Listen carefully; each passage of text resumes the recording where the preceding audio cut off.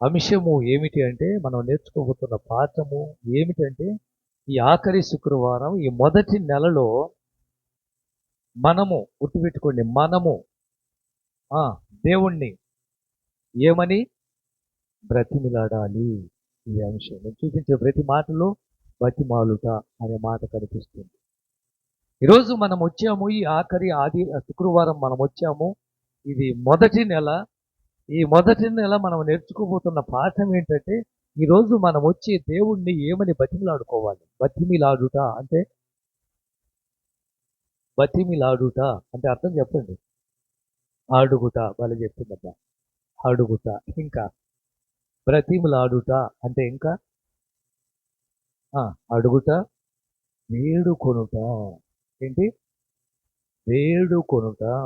ఉదాహరణ, అక్కడున్న యజమాని లేక మేనేజరు లేక కంపెనీ యొక్క ఓనరు, ఇక్కడ ఉద్యోగం లేదు వెలభం అంటున్నాడు.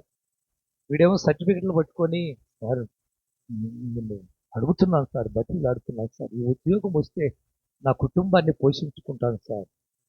ఇది బ్రతిమలాడటం అంటే. కాళ్ళ యాళ్ళ పడి ఆ ఉద్యోగాన్ని సంపాదించుకోవడానికి ఆ మేనేజర్ దగ్గర బతిమలాడటం మనం చూస్తుంటాం. అలాగనే ఒక స్నేహితుడు, ఒక భార్య, ఒక భర్త, ఒక కూతురు, కొడుకు తప్పు చేసినప్పుడు ఆ తప్పు తెలుసుకొని వచ్చి ఆ భర్తను అడుగుతుంటుంది ఆ భార్య, బ్రతిమలాడుతుంది. ఏమని? నన్ను క్షమించండి, పొరపాటు అయిపోయింది, నీ మాట వినకుండా నేను తప్పు చేశాను. ఆ కూతురు అంటుంది, డాడీ తప్పు అయిపోయింది డాడీ, నేను పొరపాటుగా ఇలా వెళ్ళకుండా ఉండాల్సింది, ఇలా చేయకుండా ఉండాల్సింది. భర్త అంటాడు, ఇలాంటి అమ్మాయిని నేను మోసం చేశాను, తప్పు చేశాను అని బతిమలాడి నన్ను క్షమించు. దీన్ని ఏమంటారు? ఇంగ్లీష్లో చెప్పండి. రిక్వెస్ట్. దీనికి ఇంకొకటి కలుపుతారు, ప్లీజ్ ఏమంటారు? అంటే ఒక వ్యక్తి మనసు కరగాలి అంటే, ఒక భర్త మనసు కరగాలి అంటే, ఆ తండ్రి జాలి పడాలంటే, ఈ కూతురు తప్పు చేసింది, కొడుకు తప్పు చేశాడు, అక్కడ ఏం చేయాలంటే రిక్వెస్ట్, డాడీ నన్ను క్షమించాడు. ఎప్పుడైతే నువ్వు బతిమలాడుతావో అంత తండ్రి, అంత పైన తండ్రి కిందకి దిగొచ్చి తగ్గించుకొని తన మనసు నువ్వు బతిమలాడటం వల్ల ఏమైనది కరిగిపోతుంది. బతిమలాడటం. యోబు గ్రంథం 8వ అధ్యాయం 5వ వచనం, 8వ అధ్యాయము 5వ వచనము, 6వ వచనము, 7వ వచనం. దయచేసి బైబిల్ తీసుకోండి.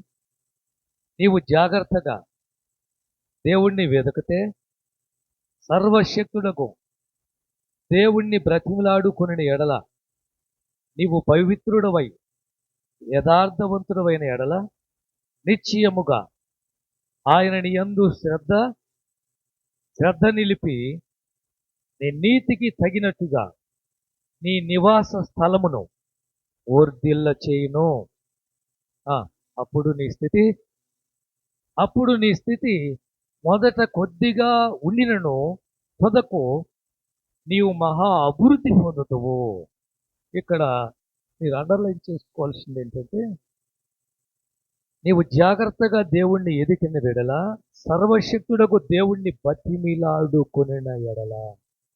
అది ఈరోజు బతిమిలాడుకుందాం. ఏం బతిమిలాడుకోవటమో, ఏమని బతిమిలాడుకోవటమో మనం చూడబోతున్నాం. విందాం.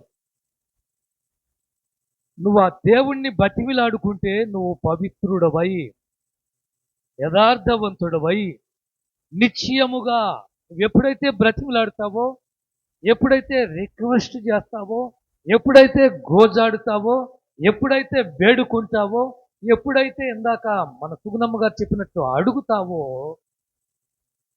అంత పైనున్న దేవుడు కిందకు దిగొస్తాడు. ఆయన మొట్టమొదటిగా నువ్వు బ్రతిమిలాడినప్పుడు ఆయన చేసే పని ఏమిటో తెలుసా? నీ యందు శ్రద్ధ నిలిపి, నీ నీతికి తగినట్టుగా నీ నివాస స్థలాన్ని ఆయన వర్ధిలింపును దయచేస్తాడు.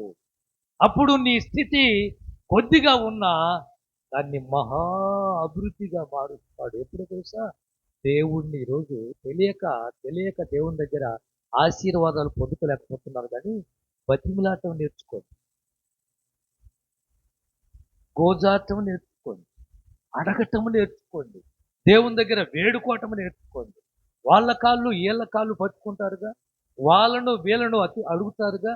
ఏమండి, బాధలో మన అవసరాన్ని బట్టి మనం కొన్నిసార్లు బ్రతిలాడుతాం. అన్న నువ్వేనన్న నాకు దిక్కు, ఏదో ఒకటి చేయన్నా, నా భార్య ఆసుపత్రిలో ఉంది, ఇప్పుడు ఒక 10,000 ఇస్తే కదా బయటికి రాదన్న బిల్లు కడితే. నువ్వు ఏదో ఒకటి వాళ్ళని వీళ్ళని అడిగిన రోజులు ఉన్నాయిగా. మరి దేవుణ్ణి బతిలాడటానికి ఏమైంది? దేవుణ్ణి అడగటానికి ఏమైంది? అక్కడ రాయబడిన మాట సర్వశక్తుడగు, ఆ, చదువు.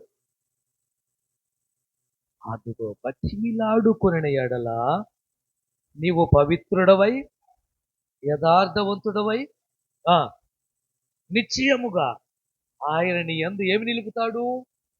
శ్రద్ధ. శ్రద్ధ. ఆ రోజు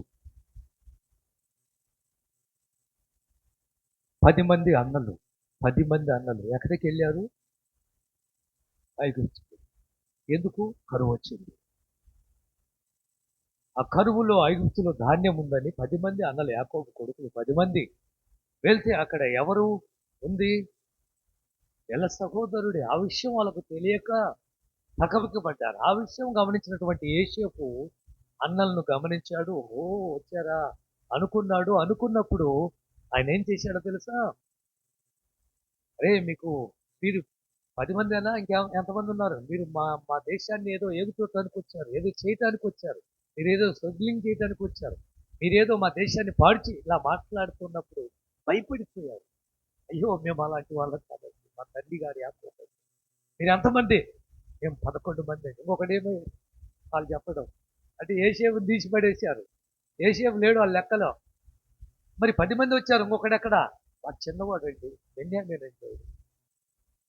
ఇలా మాట్లాడుకుంటూ వచ్చినప్పుడు ఈయన అంటాడు, మీకు ధాన్యం ఇస్తాను, నేను ఇవ్వనని అన్ను, మీరు మంచి వాళ్ళే, మీ దేవునికి నేను భయపడేవాడినే. ఈయన మాట్లాడే మాట అంటే ఐగుప్తీయులు అంటే దేవుడిని నమ్మనోళ్ళు. మీ దేవుడికి నేను భయపడేవాడినే, కానీ ఒక షరతు. మీ చిన్నవాడు ఒకడు ఉన్నాడన్నావుగా, వాడు ఉన్నాడో లేదో నాకు అర్థం కావట్లేదు. నేను ఒకడిని జైల్లో పెడతాను, వాడిని తీసుకొని వస్తే వీడిని ఇడిపిస్తాడు, మిగతా వాళ్ళు ధాన్యం ఎత్తుకొని వెళ్ళండి అని అంటాడు. ఏ అధ్యాయం అది? 42వ అధ్యాయం ఆదికాండం 21వ వచనం. మీరు వెళ్ళండి, ధాన్యం ఇస్తాను, వెళ్ళండి, ఒక్కడిని మాత్రం జైల్లో పెడతానంటే ఇప్పుడు 21వ వచనంలో వాళ్ళు ఏమనుకుంటున్నారు చదవండి. 42వ అధ్యాయం ఆదికాండం 21వ వచనం. 42:21 ఆదికాండం. అప్పుడు వారంటే 10 మంది అన్నలు నిశ్చయముగా మన సహోదరుని ఎడల మనము చేసిన అపరాధమునకు శిక్ష పొందుతున్నాము, అతడు మనలను చూసావా? ఏమండి ఏమంటున్నారు? బతిమిలాడుట రాసిపిస్తాడు అక్కడ, అండర్లైన్ చేస్తారు. రే, ఎందుకు వచ్చిందిరా మనకి ఈ శ్రమ, ఎందుకు వచ్చిందిరా ఈ బాధ? ఒకరిని జైల్లో పెడతారట, మనం మిగతా వాళ్ళ మీద ఇప్పుడు మన నాన్నగారికి ఏం చెప్పాలి? అదిగాక బెన్యామీనును పంపించమంటే నాన్న పంపిస్తాడా? ఆ రోజు యోసేపును పోగొట్టుకొని ఇప్పటికీ దుఃఖిస్తూనే ఉన్నాడు. రాహేలు కొడుకులు ఇద్దరు ఇల్లు, బెన్యామీను యోసేపు. ఇప్పుడు వీడిని పోగొట్టుకుంటానని నాన్న పంపిస్తాడా? మనము బతికి బట్టగడతామా? ఇదంతా ఇలాంటి పరిస్థితి ఎందుకు వచ్చిందో తెలుసా? మన సహోదరుడు ఆ రోజు 17 సంవత్సరాల వయసు కాళ్ళ ఎల్లబడ్డాడు. ఎందుకు కొడుతున్నారు చెప్పండి. ఏడ్చాడురా, బతిమిలాడాడురా, మనల్ని వేడుకున్నాడురా, నన్ను ఎందుకు కొడుతున్నారా, నన్ను ఎందుకు చంపుతున్నారా, నన్ను ఎందుకు అమ్మేస్తున్నారా? ఆ రోజు మీ మనస్సులు కరిగినయా? మన హృదయాలు కఠినంగా ఉండి వాడిని గుంటలో పడేసాం, చంపేద్దాం అనుకున్నాం, ఆఖరికి అమ్మేశాం. అదే పాపం. ఏదంటారు? కర్మ అంటారు. అదే కర్మ అంటే ఇదే. అదే తిరిగి మనకు శాపంగా వచ్చింది, శిక్షగా వచ్చింది. రోజు యేషోబు ఎంత బతిమిలాడాడండి. ఆలోచించండి. సొంత అన్నలు భోజనం తీసుకొని వచ్చి అన్నలను చూసి ఏమంటే తమ్ముళ్ళకి ఎలా ఉండదంటే అన్నని ఎప్పుడెప్పుడు చూద్దామని. చిన్నోళ్ళకి అంత అన్నం చూడాలి, అక్కను చూడాలి ఇష్టం. అదిగాక ఇప్పటికి చాలా రోజులు అయిపోయింది. గొర్రెలు తోలుకొని వెళ్ళిపోయారు, చాలా దూరం వెళ్ళిపోయారు. వాళ్ళ కోసం ఒంటరిగా యేసేపు వస్తే మా తమ్ముడు వస్తున్నాడు, మన కోసం ఇది తెచ్చాడు అనే ఆనందం పోయింది. కానీ రే కలలు కనేవాడు వస్తున్నాడు మాట్లాడుకో. యేసేపు దొరకగానే 10 మంది మీద పడి ఏమండి కొట్టడం ఏంటి? నిజంగా ఆ కథ మీరు చదవండి, ఆ చరిత్ర మీరు చదవండి, ఒళ్ళు పులకరించకపోతే అప్పుడు నన్ను అడగండి. ఎక్కడ రాశాడో అక్కడ రాయలా. ఆది కాండము 37వ అధ్యాయంలో రాయలా. ఏమండి 37 36లోనే అది ఉంది. అక్కడ రాయలా. ఎక్కడ రాశాడు? 42 అధ్యాయములో చెప్తున్నాడు. వాళ్ళ అన్నది ఆ రోజు వాడు బతిమిలాడాడు రా, మనల్ని అడిగాడు రా, వేడుకున్నాడు రా, కాళ్ళ ఏళ్ళబడి దండం పెట్టాడు, నన్ను వదిలేయండి, నేను నాన్న దగ్గరికి వెళ్ళిపోతాను, నన్ను చంపొద్దు, నన్ను కొట్టొద్దు అని ఒక రాత్రి అంతా లోపల ఉన్నాడు తెలుసా. నీళ్లు లేని లోయలో, గుంటలో, బావిలో, పురుగు గుట్ట, పాములు, ఎలకలు, పచ్చికొట్టు ఒక మూలన చీకట్లో కూర్చొని వణుకుతూ అయితే యెహోవా యేసేపుకు తోడయ్యుండెను. దేవునికి స్తోత్రం. హల్లెలూయా. యూదా దేశం నుంచి ఒక పాస్టర్ గారు బయలుదేరి యెరోబోము రాజ్యం పరిపాలన చేస్తున్నారు. అంటే రాజ్యం చీలిపోయింది. అప్పటికి ఇశ్రాయేలు దేశం ఏమైందంటే ఒక్క జాతిగా దేశంగా ఉన్నటువంటి ఇశ్రాయేలు చీలిపోయింది. యూదా దేశం, ఇజ్రాయెల్ దేశం. ఇలా ఎవరి వల్ల? సొలొమోను కుమారుడైనటువంటి రెహబాము వల్ల. రెహబాము చేసిన చిన్న తప్పు వల్ల దేశము ముక్కలైపోయింది. ఇప్పుడు యూదులకేమో, ఇజ్రాయేలీలకేమో ఎవరు? యెరోబాము ఉన్నాడు. యూదులకేమో రెహబాము ఉన్నాడు. యెరోబాము పరిపాలన చేస్తున్న సమయంలో యూదా దేశం నుంచి ఒక పాస్టర్, ఒక దైవజనుడు యెరోబాము దగ్గరికి వస్తాడు. అప్పటికి యెరోబాము ఏం చేస్తున్నాడు తెలుసా? బలిపీఠాలు కట్టి దేవుడు కానటువంటి వాటిని ఆరాధన చేస్తూ అనేక మందిని విగ్రహారాధన వైపు నడిపిస్తుంది. యూదా దేశం నుంచి వచ్చిన పాస్టర్ గారికి ఒళ్ళు మండింది. ఒకప్పుడు ఈయన యెరోబాము దేవుడిని ఎరిగిన వాడు. ఇప్పుడు ఈ పని చేయటం చూసి ఓర్చుకోలేక, తట్టుకోలేక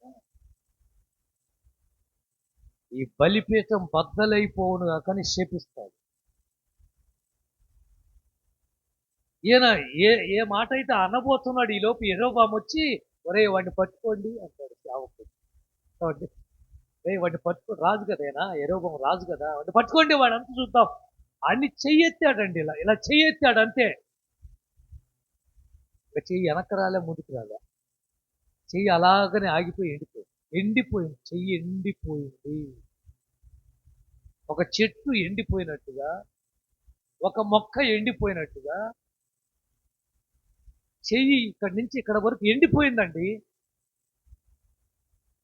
రాలా, ఇలాగనే ఉండిపోయింది. ఇది గమనించినటువంటి యెరోబాము దైవజనుడి దగ్గరికి వెళ్ళి, అయ్యా పొరపాటు అయిపోయింది, క్షమించు, ఈ చెయ్యి మరలా బాగా కావాలని బతిమిలాడాడు. రాజుల గ్రంథం 1 రాజులు 13వ అధ్యాయం 6వ వచనం. 13వ అధ్యాయం 6వ వచనం. 1 రాజులు.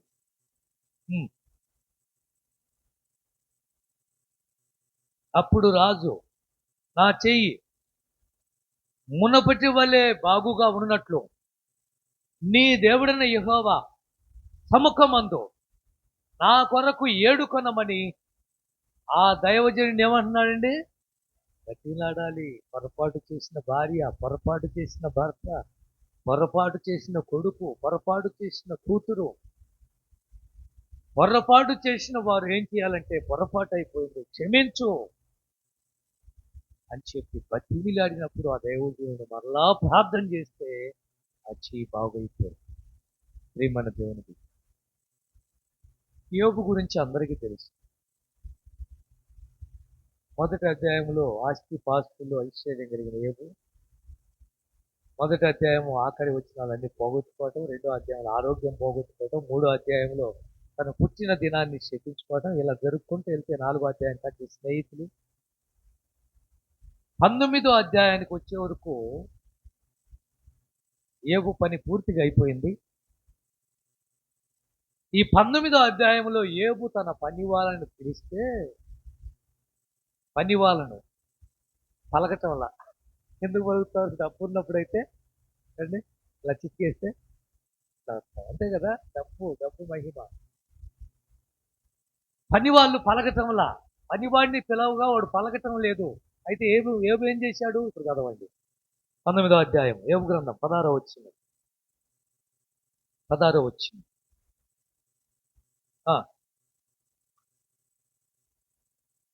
పిలవగా, నేను నా పనివాడిని పిలవగా వాడేమి పలకకుండా ఉన్నాడు. చూసావా? యోబు ఊజు దేశంలో ఎవరు కన్నవంతుడు. ఇప్పుడు ఎవరిని బతిలాడుకోవాల్సి వస్తుంది చెప్పండి? పని వాళ్ళను. ఎందుకని? డబ్బు పోయింది, ఆస్తి పోయింది, అంతస్తు పోయింది, పలుకుబడి పోయింది, పదవి పోయింది, అధికారం పోయింది, ఐశ్వర్యం పోయింది. ఎవరింటాడు మన మాట చెప్పండి? ఇప్పుడు ఏం చేయాలంటున్నాడు? వాడిని బతిమాలతో వచ్చిన వరే మంచిదేవరా గ్లాస్. ఎక్కడ దాకెందుకు మన పిల్లలు కూడా, మీరు ఉన్నారు కదా, వాడు ఏదన్నా చేయాలంటే వాడికి 5 రూపాయలు 10 రూపాయలు పది వాడు చేస్తాడు. చూడండి, అరే అందులో 10 రూపాయలు కొనుక్కో, అది తీసుకొని రా అంటే అండి. కారణం ఏంటి?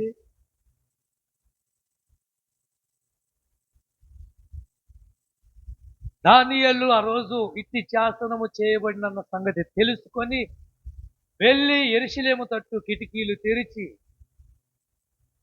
ఆయన దేవుణ్ణి స్తుతిస్తూ దేవునికి ప్రార్థన చేస్తూ ఎప్పుడు చూశారు తెలుసా? దేవుణ్ణి బతిమిలాడటం చూశారండి సేవకులు, సైనికులు. దానియేలు గ్రంథం 6వ అధ్యాయం 10వ వచనం. 6వ అధ్యాయం 10వ వచనం. త్వరగా నేను చెప్తా ఉన్నప్పుడే దానియేలు గ్రంథానికి మీరు వెళ్ళాలి. ఇతి శాసనము సంతకము చేయబడినని దానియేలు తెలుసుకొని తన ఇంటికి వెళ్ళి యథాప్రకారంగా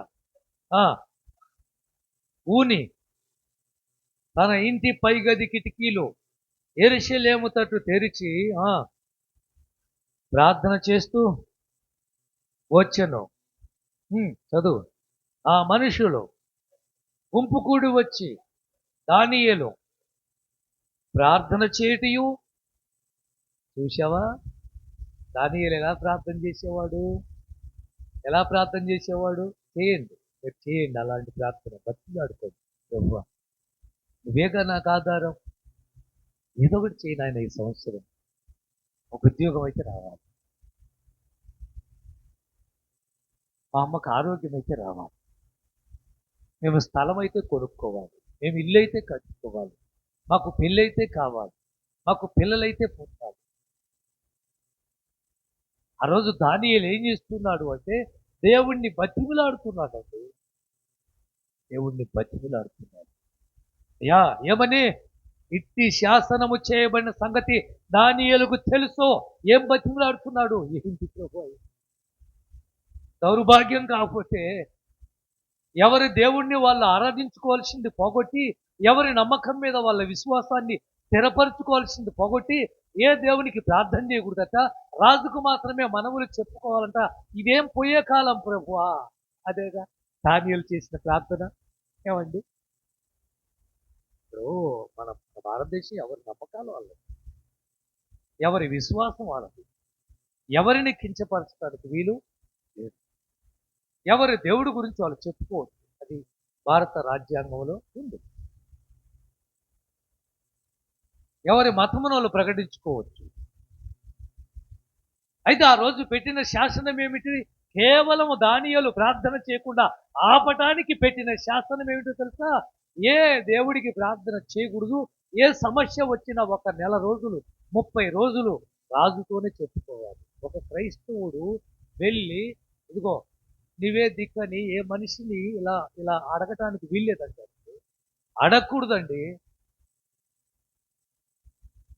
సావనైనా చావాలే గాని ఒకడి దగ్గరికి వెళ్ళి దేహి అని అడుక్కోవటము ఒక క్రైస్తవుడికి అసలు కుదరదు, కుదిరే పని కాదది. ఇప్పుడు దానియేలు ఏదన్నా కావాలి అంటే రాజు దగ్గరికి వెళ్ళి పూర్తిగా వంగి నమస్కారం పెట్టయ్యా, నువ్వే ఏదో ఒకటి. దీనికి ముందే షడ్రకు మేషకు అభిజ్ఞులు కనిపిస్తారు. వాళ్ళు వంగి నమస్కారం కూడా పెట్టారా చెప్పండి? ఏ సమస్య వచ్చినా, ఏ కష్టం వచ్చినా రాజు దగ్గరికి వెళ్ళి తప్పులేదు. మనకి ఏదైనా సంతకం కావాలి, కలెక్టర్ కావాలి, మినిస్టర్ కావాలి, ఎమ్మెల్యే దగ్గరికి వెళ్ళాలి, ఎంపీ దగ్గరికి వెళ్ళి తప్పులేదు. కానీ దేహి అని అడుక్కోవటము ఒక క్రైస్తవుడికి అసలు కుదరదు. అలాంటి పరిస్థితికి వస్తే ఆ స్థలాన్ని వదిలేసుకోవడం, ఆ పొలమును వదిలేసుకోవటం, ఆ ఇల్లు వదిలేసుకోవటం. ఇలాంటి పరిస్థితి వచ్చిన సంగతి తెలిసి కూడా దేవుణ్ణి బతిమిలాడుతున్నాడు. ఏంటి ఈ పరిస్థితి ఎలా వచ్చింది? బతిమిలాడు. అపోస్తలుడైన పౌలు గురించి అందరికీ తెలుసు, పేతురు గురించి తెలుసు. పౌలు గురించి చెప్తాను. పౌలు ఏమని బతిమిలాడాడు కొన్ని వాక్యాలు మీకు చూపిస్తాను. ఫిలిప్పీయులకు రాసిన పత్రిక. దయచేసి బైబిల్ తీసుకోండి అమ్మా, యవనస్తులు తీసుకోండి. నాకు కొంచెం చదివి సహాయం చేయండి. 4వ అధ్యాయం 1వ వచనం 2వ వచనం. ఫిలిప్పీయులకు రాసిన పత్రిక ఏమంటున్నాడు చూడండి. అపోస్తలుడైన పౌలు గారు చెప్తున్న మాటలు కొన్ని జాగ్రత్తలు వినండి. 4:1-2 వచనాలు. కావున సహోదరులారా, కిరీటమునై ఉన్నారు, స్థిరులై ఉండండి, ప్రభువునందు ఏక మనసు గలవారై ఉండండి అని. చూసావా ఏమని బతిమలాడుతున్నాడు? వినాలి, ఇంక వినాలి. మనం సబ్జెక్ట్లోకి వెళ్ళాం. ఏమని బతిమలాడుతున్నాడు? మీరు ఏక మనసు కలిగారు. సంఘమో, మిమ్మల్ని నేను రిక్వెస్ట్ చేస్తున్నాను, ప్లీజ్. అది సంఘముతో ఆయన బతిమలాడుతున్నాడు. అయ్యా, మీరు విడివిడిగా ఉండకండి, ఎవరి పాటికి వారు ఉండకండి, ప్రేమ లేని వారిగా ఉండకండి, మనస్సు లేని వారిగా ఉండకండి, మీరందరూ ఏకంగా కలిసి ఉంటే.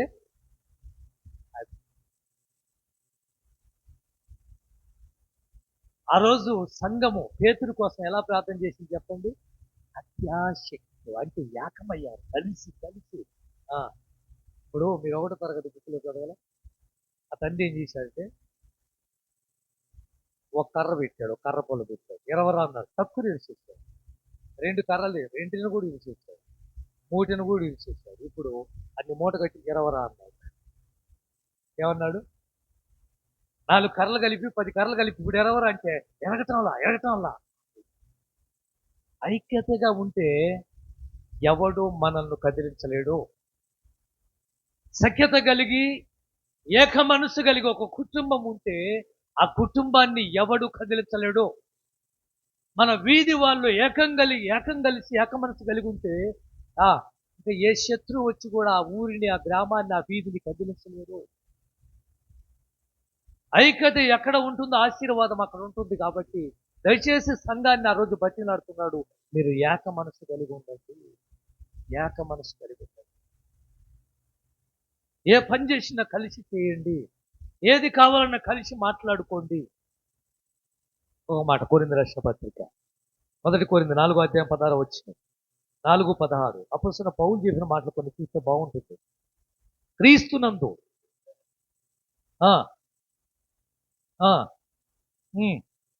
1 కొరింథీ 4:16 సువార్త ద్వారా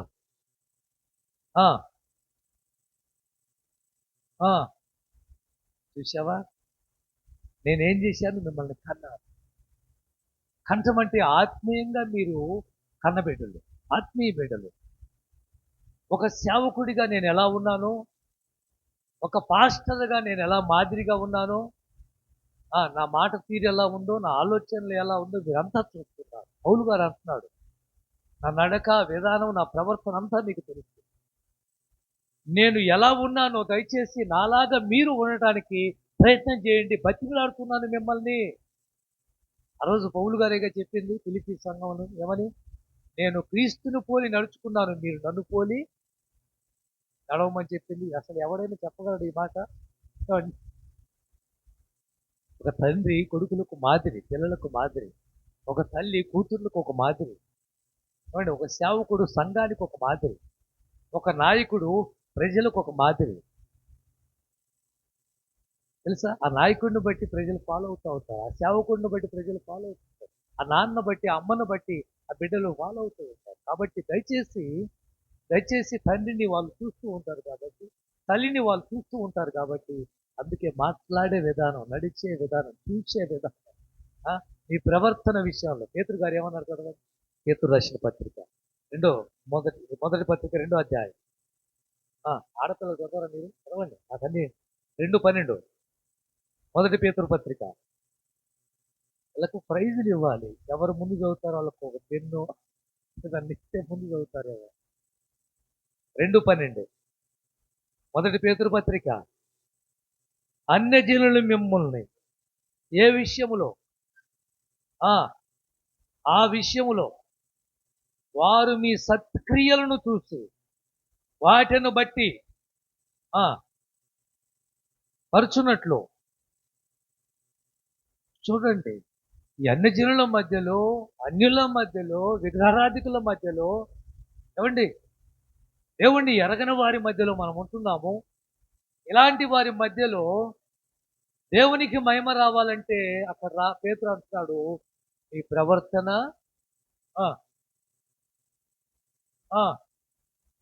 మంచి ప్రవర్తన గలవారై ఉండవల్లని మిమ్మల్ని బ్రతిమిలాడుతున్నాను. పేతురు చూసావు ఏమంటున్నాడు? మిమ్మల్ని బ్రతిమిలాడుతున్నాను, జాగ్రత్త.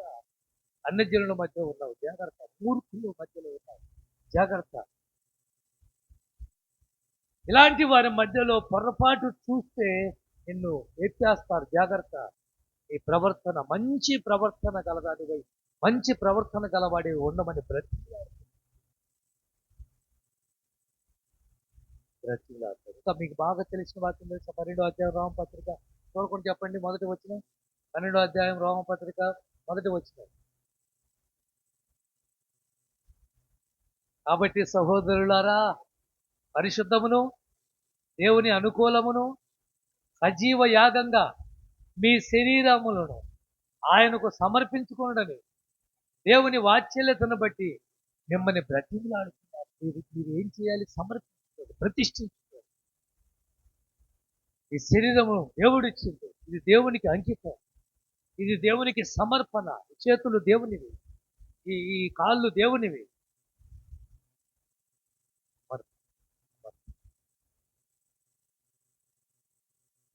3 మాటలు.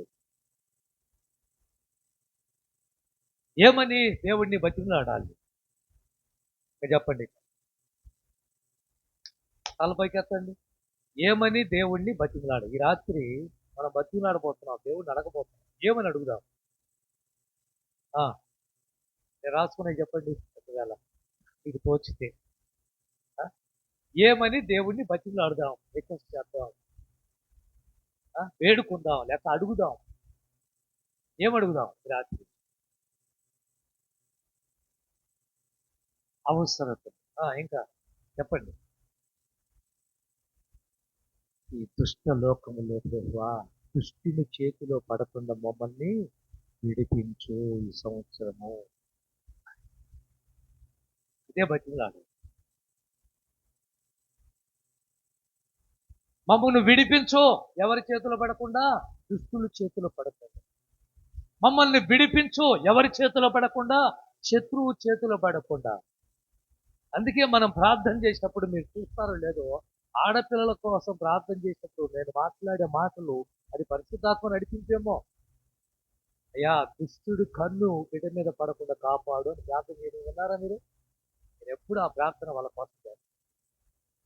ఎందుకంటే దుష్టుని చేతుల బిడ్డలు పడితే ఎంతగా పాడైపోతారు, ఎంతగా పతనమైపోతారు అంటే వారు బయటికి రావడానికి బహుశా సంవత్సరం 2-3 ఏళ్ళు కూడా పడుతుంది.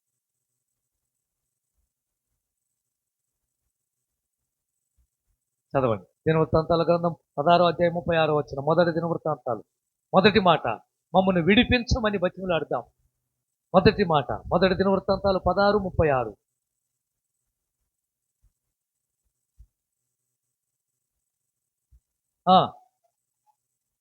చెల్లించున్నట్లు, అతిశయించినట్లు అన్యజనుల వశములో నుండి మమ్మల్ని విడిపించు బ్రతిలాడుకునేను. ఎందుకు వెళ్తున్నావు నువ్వు? వెళ్ళకూడదు ఇంకా ప్రార్థనలో. మీరు వెళ్తే మధ్యాహ్నం పాస్టర్ గారు చెప్పారు, ఒక్క సెల్ ఫోన్ మోగిన నేను హైదరాబాద్ వెళ్ళిపోతా ఉన్నాడు. అర్థమైందా? ఒక్క సెల్ ఫోన్ నాకు చెవిన పడిందా, రింగ్ టోను. నెంబర్ 2, ఒక్కరు లేచినా కూడా నేను బైబిల్ మూసేసి కూర్చుంటాను. క్రమం క్రమం. అందుకే సెల్ ఫోన్లు స్విచ్ ఆఫ్ చేయాలి, వీలైతే స్విచ్ ఆఫ్ చేయాలి. సైలెంట్ కంటే కూడా స్విచ్ ఆఫ్ చేస్తే దాని మీద మనసే ఉండదు, ఊర్లు అవ్వటానికి వీలేదు ఆఖరి వరకు.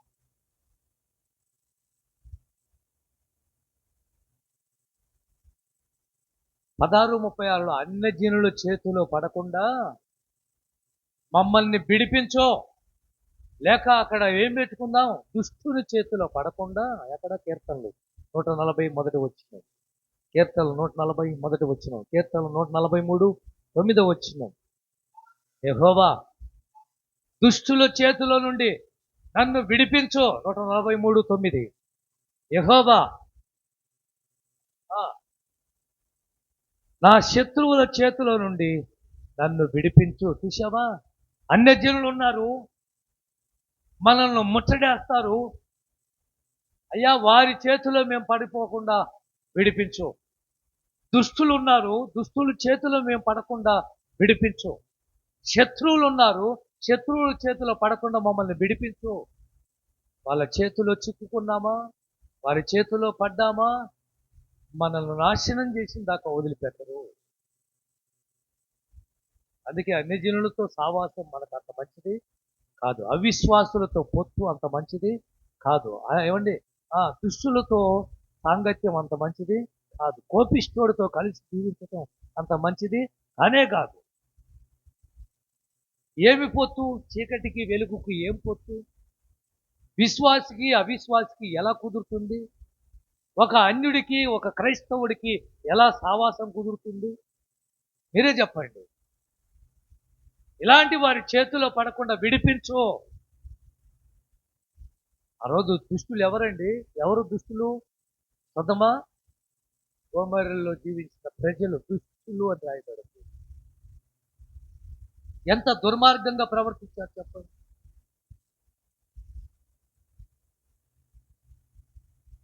ఆ రోజు నెబుకద్నెజరు 3వ అధ్యాయంలో పెట్టిన శాసనం ఏమిటో చెప్పండి. 90 అడుగులు ఎత్తు కట్టినటువంటి బంగారపు విగ్రహానికి నమస్కారం చేయకపోతే అగ్నిగుండంలో పడేస్తారన్నమాట. ఏం అలవాటు ఇది? అసలు ఏం ఆలోచన ఇది? ఎవరి ఇష్టం వాళ్ళది.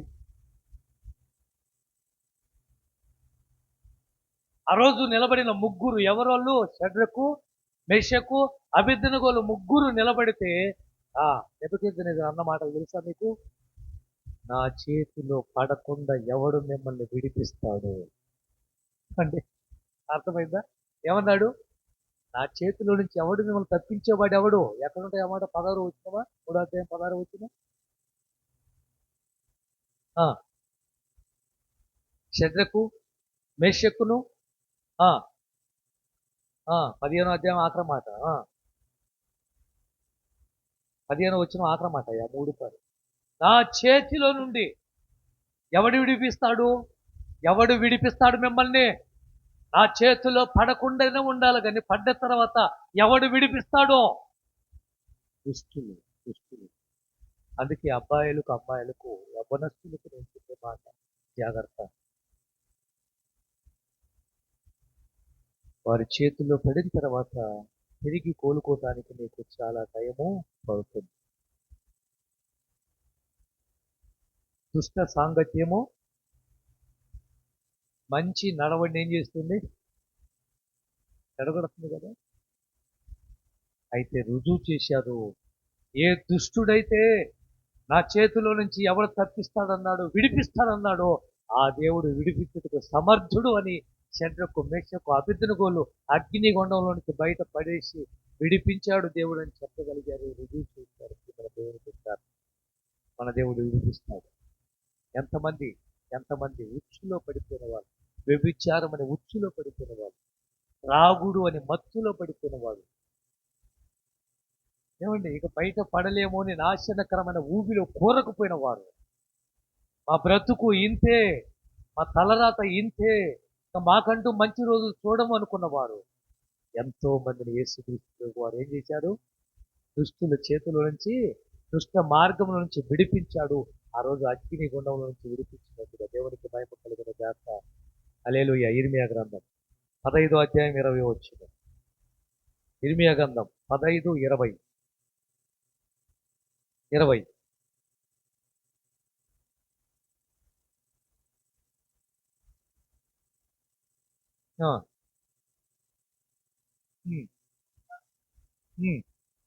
నియమించదను, నిన్ను రక్షించుటకును నిన్ను విడిపించుటకును. ఆమేన్. ఏం చేశాను? నిన్ను విడిపిస్తాను, నిన్ను రక్షిస్తాను, నేను నీకు తోడై ఉన్నాను. ఈ రాత్రి నువ్వు చేయవలసింది ఏమిటంటే, ప్రభువా నాకున్న ఆడబిడ్డలు నాయనా, కూతురు కొడుకులు ఉన్నారయ్యా, దుష్ట లోకం ఇది, పాపిష్టి లోకం ఇది, పనికి మాలిన సావాసాలు అయ్యా, రోజులు బాగోలేనటువంటి పరిస్థితులు, నా బిడ్డలు దుష్టుల చేతిలో పడకుండా కాపాడో, విడిపించు ప్రభువా, విడిపించు. అలాంటి సావాసాలు ఉన్నట్లయితే విడిపించు అని చెప్పి ఒక తల్లిగా తండ్రిగా ఈ రాత్రి బతిమలాడితే బాగుంటుంది. రెండో మాట ఏమని బతిమలాడాలి దేవుణ్ణి? రెండో మాట చెప్పండి. ఏమని దేవుణ్ణి బతిమలాడాలి? ఏమని బతిమలాడదాం ఈ రాత్రి? ప్రభువా, ఈ సంవత్సరం మొదటి నెల ఆఖరి శుక్రవారం, ఈ మొదటి నెల మొదలుకొని మరలా డిసెంబర్ ఆఖరి నెల వరకు మాతో ఉండిపోతారు. బతిమలాడు. ఏమని అన్ని మా అక్షరం మీదనే మమ్మల్ని విడిపించు, మాతో ఉండు ప్రభువా, ఈ సంవత్సరం అంతా మా కుటుంబంతో ఉండు, మా బిడ్డలతో ఉండు, మా ఉద్యోగంలో ఉండు, మా వ్యాపారంలో ఉండు, మేము చేసే ప్రతి పనిలో యెహోవా నువ్వు ఉండు, మాతో ఉండు అని బతిమలాడండి. బతిమలాడుతుంటే వచ్చే చెప్పాను, మా అమ్మగారు చెప్పారు, అడగడం లేక వేడుకొనటం మొదలు. ఆ రోజు సుకారు అనే గ్రామానికి యేసు సమరయ స్త్రీ ద్వారా వెళ్ళినప్పుడు, సుకారు అనే గ్రామానికి వెళ్ళినప్పుడు సుకారు గ్రామస్తులు ఏం చేశారు చెప్పండి? ఏమడిగారు? చదవండి. 4వ అధ్యాయం 40 వచనం. యోహాను సువార్త 4వ అధ్యాయం 40 వచనం. 4:40 త్వరగా. ఆ సమరయులు ఆయన యొద్దకు వచ్చి మా యొద్ద ఉండమని ఆయనను వేడుకొనిరి, లేక బతిమిలాడిరి. ఏమని? ప్రభువా, మా దగ్గరే ఉండు నాయనా, మా ఊర్లోనే ఉండు నాయనా, మా కుటుంబంతో ఉండు నాయనా, మా బిడ్డలతో ఉండు. అదండి రాత్రి బతిమిలాడండి. ఈ సంవత్సరం యేసు నీతో ఉంటే ఎంత అద్భుతంగా ఉంటుంది. యేసు నీతో వస్తే ఎంత అద్భుతంగా ఉంటుంది అండి. యేసు మీ ఇంట్లో ఉంటే ఎలా ఉంటుంది?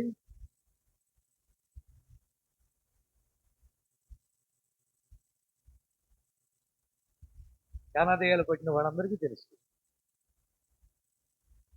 కెరాసిన ప్రాంతంలో యేసుప్రభు వెళ్ళగానే యేసుప్రభు మీద కూడా రాయెత్తుకుని వచ్చేవాడు. ఈయన దేవుని కుమారుడని ఎరిగినటువంటి చాలా దెయ్యాలు, ఇంచుమించు 2,000కు పైగా ఉన్న దెయ్యాలు యేసుప్రభుని ఏమని బతిమలాడాయి చెప్పండి? దెయ్యాలు ఏమని యేసుప్రభుని బతిమలాడాయి? అయ్యా, మమ్మల్ని మమ్మల్ని తోలివేయద్దు ప్రభువా, వీడిలోనే ఉండాలి మేము. అయ్యమని ఏమండి, వీడు బాగున్నాడయ్యా, మాకు దొరికాడు, వీడైతే భలే సరిపోయాడు. ఆ చదవండి 5 అధ్యాయం 10 వచ్చిన మార్కు సువార్త 5:10. మార్కు సువార్త 5:10. బాగా స్పీడ్గా తీస్తున్నారు వాక్యాలు.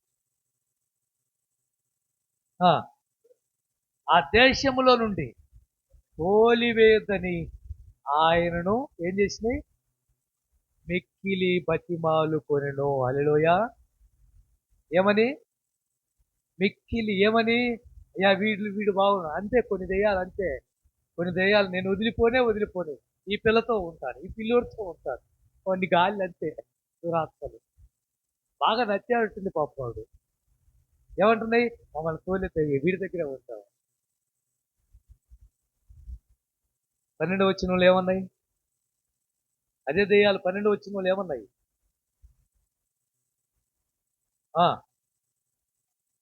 ప్రవేశించున్నట్లు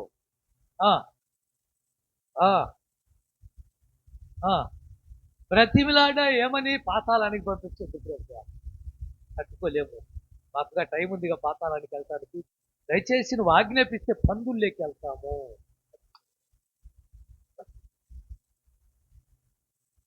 అయితే ఇక్కడ జరిగిన సంఘటన మీకు చెప్తున్నాను వినండి.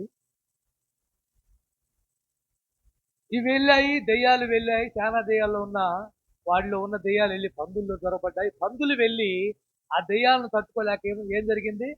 సముద్రంలో పడి చచ్చాయి. వినండి, సముద్రంలో పడి చచ్చిపోయిన తర్వాత ఇది మొత్తం ఊరంతా బాగిపోయింది. రే 2000 పందులు చచ్చిపోయాయిరా. ఈ పందులోడు కథ వెళ్ళి ఊరు మొత్తం చెప్పిస్తాడు. అలా ఆయన వచ్చాడు, ఆయన పందులను చంపేశాడు అన్నాడు. చెప్పినట్టు ఏం చెప్పాడో పుకారు లేచాడు ఒకదానికి. వాళ్ళు వచ్చి ఏమన్నారు చదవండి ఇప్పుడు. 15వ వచనం ఎక్కడ? ఎన్నో వచనం? 17వ వచనం. 17వ వచనం 5:17 మార్కు సువార్తే.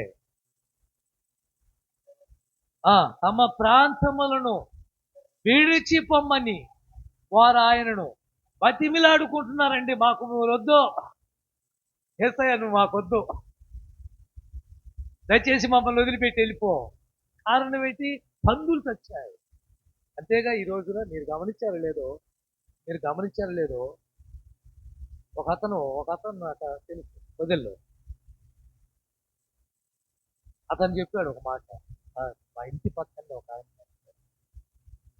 ఉంటే నెలకు 10-12 వేల రూపాయలు తన కుక్కకు ఖర్చు పెడతాడు. దేనికి? తన కుక్కను సాగుతున్నాడు. అమ్మ మిమ్మల్ని కాదు, తన కుక్కను సాగుతున్నాడట. ఆ కుక్క కట 10,000 కాడ నుంచి 12,000 రూపాయలు నెలకు ఖర్చట.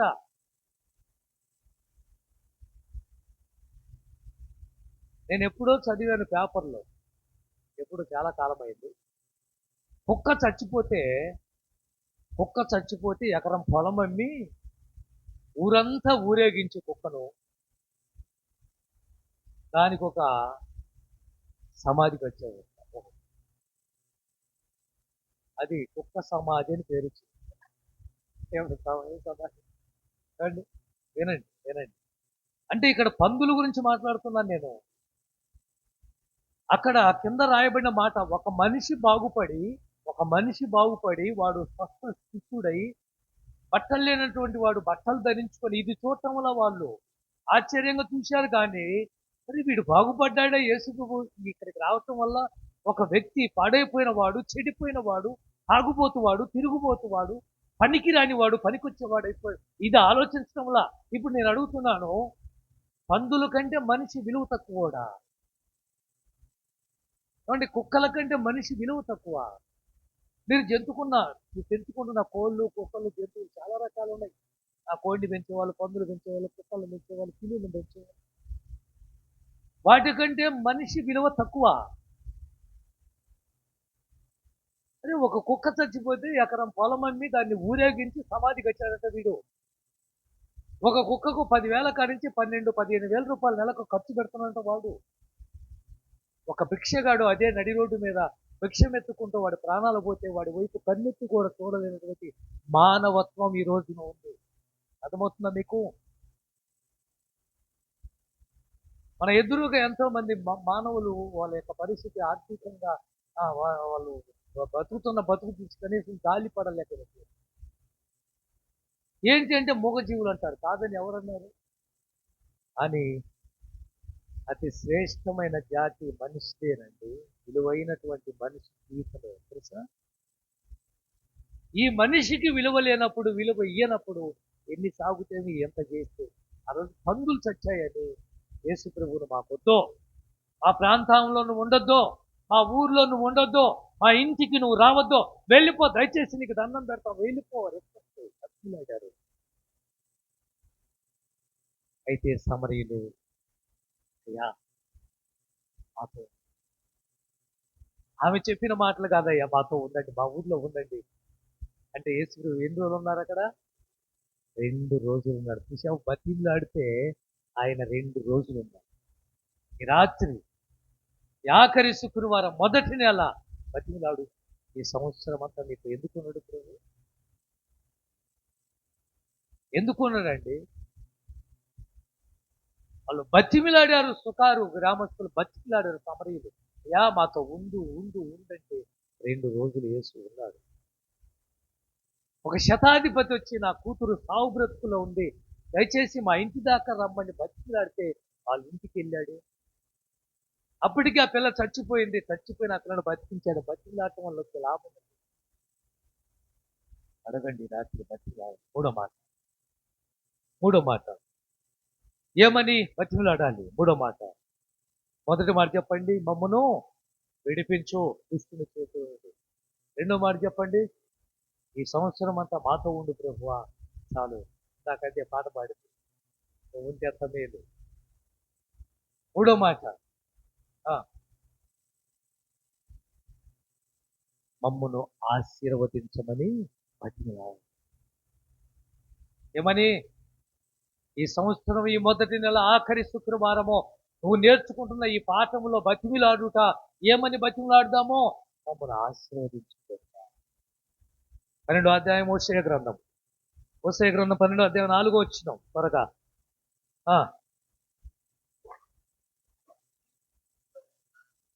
అతడు దూతతో పోరాడి జయమొందెను, అతడు కన్నీరు విడిచి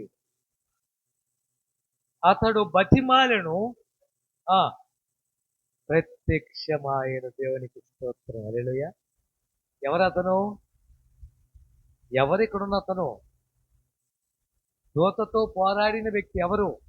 దేవునితో పోరాడి గెలిచిన వాడు ఎవడు? ఇప్పుడు చెప్పండి. దేవునితో పోరాడి జయం పొందాడు ఎవరు అతను? చెప్పరాయమ్మా. యాకోబండి. ఎవరు? యాకోబండి. ఒక రాత్రి అంతా దేవునితో పెనుగులాడిన వ్యక్తి ఎవరు అంటే యాకోబండి. ఒక రాత్రి అంతా ప్రార్థన చేసిన వ్యక్తి ఎవరు అంటే యాకోబండి. ఒక రాత్రి అంతా నన్ను ఆశీర్వదిస్తేనే తప్ప నిన్ను వదిలిపెట్టనని వేడుకున్న వ్యక్తి ఎవరంటే యాకోబండి. ఏమని ప్రార్థన చేశాడు? నన్ను ఆశీర్వదించు, నన్ను దీవించు, నన్ను దీవిస్తే ఆ తర్వాత నువ్వు వెళ్ళు, తెల్లవారిపోతుంది యాకోబు, నన్ను వదిలిపెట్టు. దేవుడు అంటున్నాడు. దేవుని కాలు పట్టుకున్నాడండి. దేవుని దగ్గర ఒక కర్ర తీసుకొని పెట్టి కొచ్చాడు. ఎవరిని? యాకోబుని. ఇక్కడ తగిలింది 20 తెగిందంట. తెగినా కూడా కాలు ఇక్కడ. అందుకే వాళ్ళు 20 తినరట ఇశ్రాయేలు. ఎందుకంటే యాకోబు నరం తెగింది, నరం తెగిపోయింది. అయినా ఈడ్చుకుంటా దేవుని కాలు పట్టుకొని బ్రతిమిలాడటం మాత్రం మానుకోలేదు. బ్రతిమిలాడాడు. ఏమని? నన్ను ఆశీర్వదించు, నన్ను దీవించు, నన్ను దీవించు, నన్ను దీవించు, నన్ను దీవించు. బతిమిలాడు.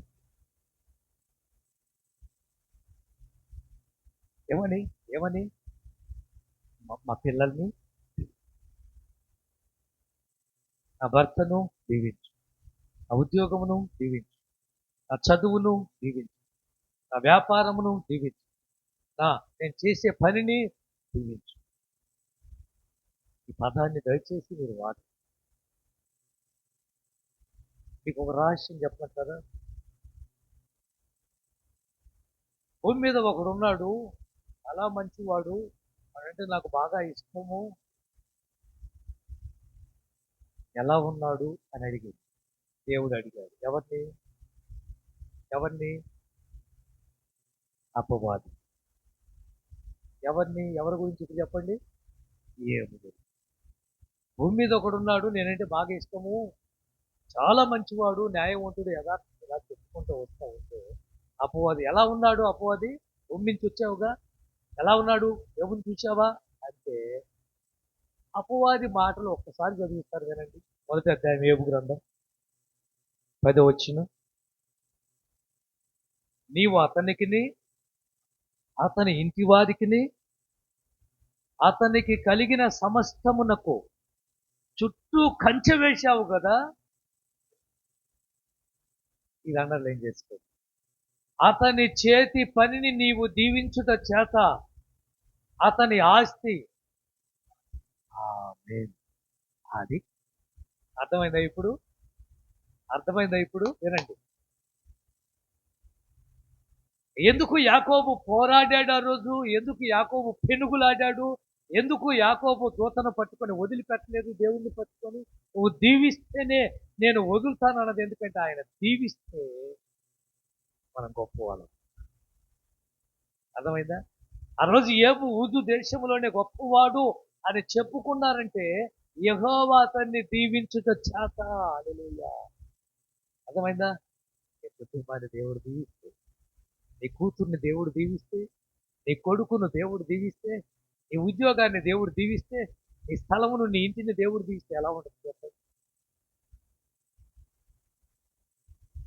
ఆంధ్రప్రదేశ్ కానీ 28వ అధ్యాయం మొదటి నుంచి ఇంటికి వెళ్ళాక 14 దాకా చదువుతాడు దీవెనల గురించి. అందులో 4వ వచనం అంటాడు, 3వ వచనం, 4వ వచనం. నీవు పట్టణములో దీవించబడదువు, పొలములో దీవించబడదు. నీ గర్భఫలం దీవించబడును, నీ భూఫలము, నీ గంపయు నీ పిండి తీసుకు ప్రతియు, నువ్వు బయటికి వెళ్ళినా లోపలికి వచ్చినా దీవించు. 8వ వచనానికి వచ్చేవరకు అంటాడు, నీ కొట్లలోనూ నీవు చేసే ప్రయత్నాలన్నిటిలోనూ దీవెన కలుగునట్లు యెహోవా ఆజ్ఞాపించును. ఆయన ఒక మాట చెప్పాలి. ఆయన ఒక మాట చెప్పాలి. ఏమని? అక్కడికి వెళ్ళు దీవెన అని చెప్పాలి. అపవాది చెప్తుంది, ఏబు అంత గొప్పవాడు ఎలా అయ్యాడు తెలుసా? అతని ఇంటి చుట్టూ కంచె వేశావు, అతని చేతి పనిని నీవు దీవించుట చేత, అతని చేతి పనిని నువ్వు ఆశీర్వదించావు. అంతే, అయిపోయింది. అతను మొదలు పెడితే ఫలభరితంగా ఫలించాడు అంటే అతను అడుగు పెట్టినదల్లా ఏమైంది? పట్టుకున్నదంతా ఏమంటారు? అదే అయింది. ఏబు జీవితం అదే అయిందండి. ఆ, మనం బంగారం పట్టుకుంటే మట్టి అయిపోతుంది. ఏం చేద్దాం? మనకున్న దరిద్రం చెప్పండి. కారణం ఏమిటంటే యెహోవా ఆశీర్వాదం లేదేమో. అందువల్ల ఇలాంటి పరిస్థితికి వచ్చి చూసినేమో ఆలోచించండి. రాత్రి ఆఖరి శుక్రవారం బతికినాడు, అయ్యా నా పిల్లలను దీవించో, గొప్పవారు కావాలి, నా భర్తను దీవించో, నా ఉద్యోగాన్ని దీవించు, నా ఇల్లు దీవించబడాలి, ఆ పొలము దీవించబడాలి, ఇదే ఒంగోలు పట్టణములో నేను దీవించబడాలి. యెహోవా దీవించట చేతనేగా ఎవరు ఇసాకు గొప్పవాడయ్యేంత వరకు అన్నాడు. ముగిస్తున్నాను 4వ మాట. ఏమని బతిమలాడాలి? ఆఖరి మాట చెప్పండి. ఏమని బతిమలాడాలి దేవుణ్ణి? మొదటి చెప్పండి. 4వ మాట ఎక్స్ప్లెయిన్ ఏముండదు. మొదటి మాట చెప్పండి, ముగిస్తాను. ఏమని మనం బతిమలాడాలి? మమ్మను విడిపించు. ఎవ్వరు మన బిడ్డలు దుష్టుని చేతులు పడటానికి వీలు లేదు. దుష్టుని చేతులు పడకుండా, సైతాను చేతులు పడకుండా అయ్యా ఈ సంవత్సరం అంతా మమ్మల్ని విడిపించు. రెండోది, ఈ సంవత్సరం అంతా మొదటి నెల ఆఖరి శుక్రవారం మొదలుకున్న మరలా డిసెంబర్ ఆఖరి నెల ఆఖరి రోజు వరకు మాకు ముందు ఆ పిల్లలతో. మూడోది, మమ్మల్ని ఆశీర్వదించి మమ్మను ఆశీర్వదించు. నాలుగోది, మా ప్రజలను రక్షించు. ఏంటి? నా ప్రజలు ఉన్నారయ్యా, నా బంధువులు ఉన్నారయ్యా, నా స్నేహితులు ఉన్నారయ్యా, నా కూతురు కొడుకులు ఉన్నారు ప్రభు, నా కోడలు ఉందయ్యా, నా అల్లుడు ఉన్నాడు ప్రభు, అయ్యా నా బిడ్డలు ఉన్నారు ప్రభు, వీళ్ళు రక్షణ లేనటువంటి వారు. చదవండి ఆ మాట ముగిద్దాం. ఇర్మియా గ్రంథం 31 7వ వచనం ఆఖరి మాట. ఇర్మియా గ్రంథం 31 7వ వచనం ఆఖరి మాట. 7వ వచనంలో ఆఖరి మాట. యెహోవా ప్రజలను రక్షింపమని బ్రతిమిలాడండి. ఏమని? మన ప్రజలు ఉన్నారు, మన బిడ్డలు ఉన్నారు, మన పిల్లలు ఉన్నారు, మన బంధువులు ఉన్నారు, మన స్నేహితులు ఉన్నారు. ఎంతో మంది మనకు సంబంధించిన వారు దేవుణ్ణి ఎరగనటువంటి వారు ఉన్నారు. ఇందాక ఫస్ట్ చెప్పారు విజయమ్మ గురించి. ఎందుకు ఎంత దూరం రావాలి అంటే నా కొడుకుని రక్షించుకోవాలి, నా భర్తను రక్షించుకోవాలి, నా కోడలను రక్షించుకోవాలి. వాళ్ళు దేవుణ్ణి తెలుసుకోలేదు, వాళ్ళ రక్షణలోకి నడిపించుకోవాలి. అందుకే ఇంత దూరం ప్రయాసపడి రావాలి.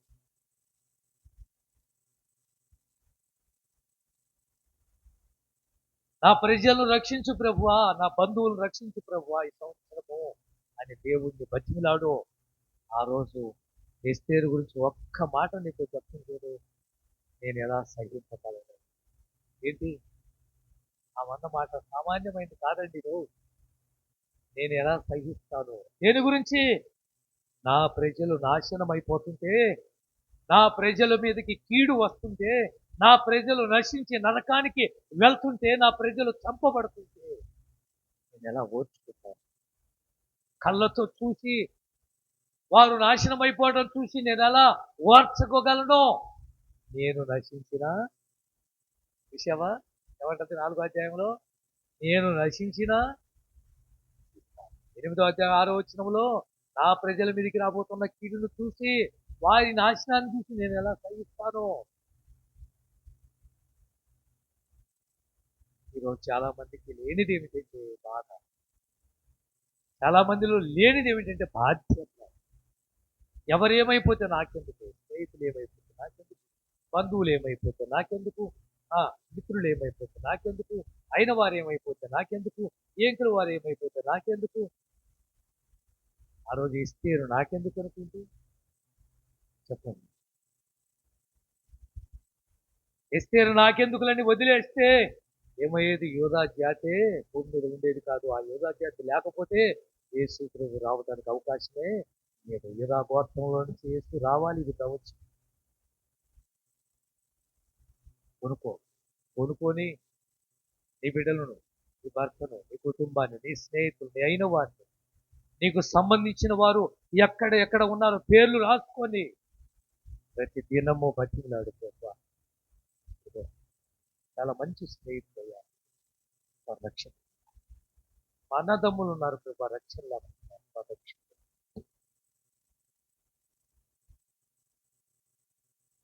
ఈ సంవత్సరం అంతా మాతో ఉండి ప్రభు మీకు ప్రార్థన దారిలో వెళ్తూ ఉంటే ఆపేశారు. 35-40 సంవత్సరాల అగో ఈ దారిలో వెళ్తున్నావా? ఈ దారిలో వెళ్ళిన వాడు ఎవడు బతికి బట్టగట్టలేదు. ఈ దారిలో ఎందుకు వెళ్తున్నావు నువ్వు అంటే, ఇది సాచి కట్టంట, ఈ దారిలో వెళ్తానే తొందరగా ఊరికి వెళ్ళొచ్చంట, అందుకే ఈ దారిలో వెళ్తున్నాను. అవు నా మాట విను. ఊరి వాళ్ళందరూ ఆచారు ఆగలా. నాకు దేవుడు ఉన్నాడన్న ధైర్యంతో బయలుదేరాడు. కానీ ఆ ఊరి వారి చేతిలో మా తల్లి గుర్తుకొస్తా ఉన్నాయి. ఏమని? ఈ దారిలో వెళ్ళిన వాడు ఏ ఒక్కడు బతకలేదు అని. అగలే రాత్రి కాదు, మధ్యాహ్నం అయింది. ఎండ తీవ్రత ఎక్కువైంది. ఎడారి ప్రాంతం, ఏ మనుషుడు కనిపించడం వల్ల ఆ ప్రాంతాన్ని చూస్తేనే వాళ్ళు చెప్పిన మాట గుర్తుకొస్తున్నాయి. ఈ దారిలో వెళ్ళలేనేమో, భయంగానే ఉంది. మోకాళ్ళు వచ్చినట్టు ప్రభువుని పంచింది. వాళ్ళందరూ చెప్పినట్టుగా నాకు భయం వేస్తుంది ప్రభు మాట్లాడదాం, నేను నీతో ఉన్నానులే పదా. ఏమన్నాడు? నిన్ను విడువనులే, వదిలిపెట్టను పదా, నేను ఉన్నా అన్నాడు. కానీ ప్రభు మాట్లాడిన మాట ధైర్యాన్ని తెచ్చిపెట్టి బయలుదేరాడు. కానీ మరలా వణుకొస్తా ఉంది. ఆ ప్రాంతం అంత భయంకరంగా ఉంది. నువ్వైతే మాట్లాడావు, వెళ్ళమన్నావు, కానీ ధైర్యం అయితే వచ్చింది. కానీ నువ్వు నాతో వస్తున్నట్టు కొంచెం సూచన ప్రభువా, ఏమన్నాడు? ఏమన్నాడు? చెప్పండి ఏమన్నాడు?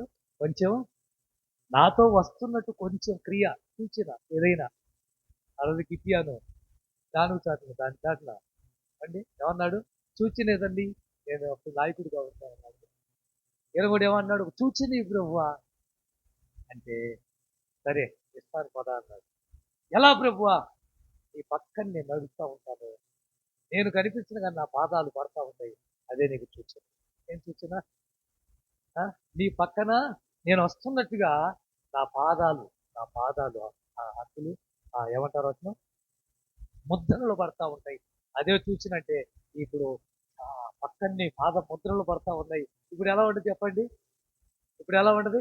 అబ్బా ప్రభా నాతో వస్తున్నావు ప్రభా, ఎంత సంతోషంగా ప్రభా నీకు స్తోత్రం నాయన, స్తోత్రం నాయన అని కొంత దూరం వెళ్ళాక పాదముద్రలు కనిపించలేదు. ఇకమైన పాదముద్రలు కనిపించిన ప్రభువా ఏమైపోయావు ప్రభువా భయం వేస్తుంది. ఏడవటం వెళ్తున్నాడు కానీ ముందుకు అడుగు పట్టడం వల్ల ఏం జరిగిద్దో అర్థం కావటం వల్ల భయంకరమైన ప్రాంతం. ప్రభువా ఇప్పుడు దాకా నాతో వచ్చాడు, ఏమైపోయి ముద్రలు కనిపించలేదు. ఏమైంది నాయన? దేవుడు అడుగుతాడు ఏమైంది నాయన? నువ్వు కనిపిస్తలేవు ప్రభువా, ముద్రలే, నువ్వు వస్తే కదా నాకు వచ్చినట్టు. నీ కాళ్ళు అడుగులే, ఆ ఒక్క అడుగులే కనపడుతున్నాయి ప్రభువా అంటే ఇచ్చాడు. ఆ ఒక్క అడుగులు నీ కాదు, ఇంకెవరి ప్రభువా? నాయి. మరి నేను ప్రభువా నా భుజాల మీద ఉన్నాను. ఎవడన్నావు?